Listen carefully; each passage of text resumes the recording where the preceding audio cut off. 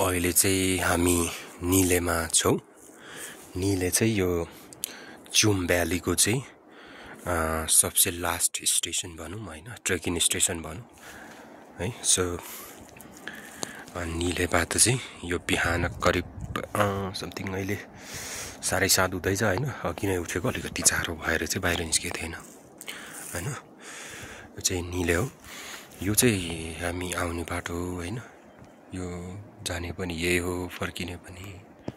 र फेरि यतातिर चाहिँ तपाईको माथि मुगुम्बा हेर्न जाने बाटो हो हैन। सो त्यही हो। अहिले चाहिँ हामी निलेमा छौँ। यहाँ निलेको हाइमिटर चाहिँ 3300 समथिङ 40 जस्तो हो कि के हो हैन। सो यसलाई चाहिँ हाई भनिँदैन, यसलाई त नर्मल भनिन्छ। सो त्यही हो गाइज।